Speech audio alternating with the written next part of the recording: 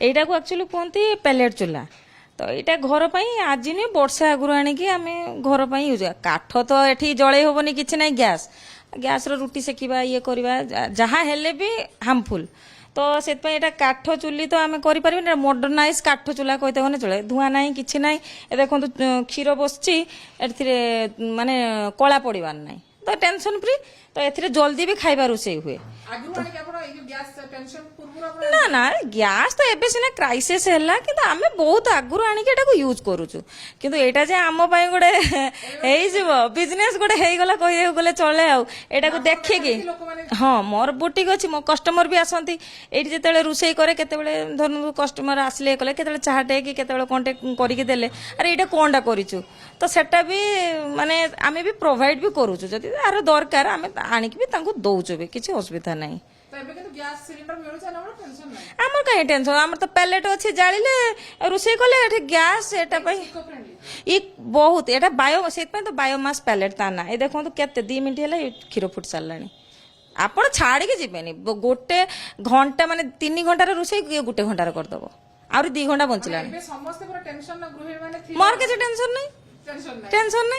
कहीं टेंशन नहीं मोर तो अच्छी ना बायोमास पैलेट जोटा कि रिक्रिएटिव भी एटा सरीबार किसी टेंशन ही नहीं मोर केते बेले जोटार भी मोर सब आड़े मिल जिवो सब बेले एबे जो सिलिंडर क्राइसिस आपनकर जिंसर डिमांड केते बेले आपन सेलिंग बढिछि बहुत भलो भी हेछि आसुचंती लोक तापरे केते व्यवसाय बढिछि ना सेमितिका तो माने जानि नथिले लोक जानि भी नाहंती मेन कथा लोक जानि भी नाहंती लोक माने देखुछन बहुत शुणा शुणी करिकी देखुछंती मु फेसबुक रे मु छाड़ी सेठु देखी आगुरु नोटिस कर नथिले एबे जो क्राइसिस हैला सेटार तो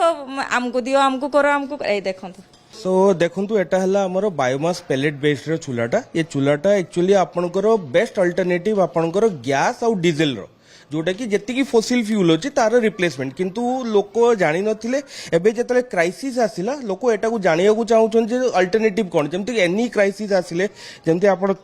देखंतु पेट्रोल डीजल प्राइस बढ़ला तो ईवी आसिला जेमति आज डीजल रो क्राइसिस आसीबो कि एलपीजी रो क्राइसिस आछि तो बायोमास पेलेट अब एटा आपनकर basically green energy renewable energy रे जाउची जहार एमिशन बहुत कम आउ इफेक्टिव बहुत चूल्हाटा ए चूल्हाटा तो देखंतु यार डिमांड तो ऑब्वियसली बहुत बढ़ी जाइए आउ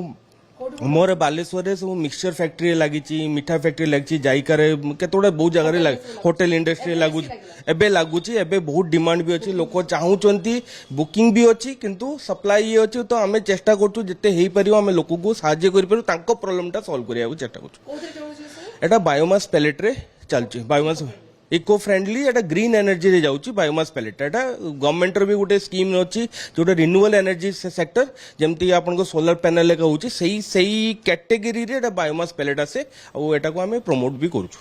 तो लोक आगु नथिला ना लोक आगुरु देखंतु लोक आगुरु चाहू नथले काहे कि ना गोटे सिस्टम रे चालुतले गैस यूज होतला लोक जानितले आ नुवा जिंसटा को एक्सेप्ट करबा केबे भी सहज होने एनी चेंज केबे भी सहज होने तो काठ मिलुतला आपनकर गैस मिलुतला सब मिलुतला आज किंतु ए जिंसटा न मिलिया जोगु लोक चाहूचंती गोटे बेटर अल्टरनेटिव आडू जाओ कमर्शियल जीवार रिजन भी है यार आपन को सेविंग बहुत बेसी आपण गैस टर कंपेयर करे 30 to 50% आपन कॉस्ट कमी होची फ्यूल कंजप्शन रे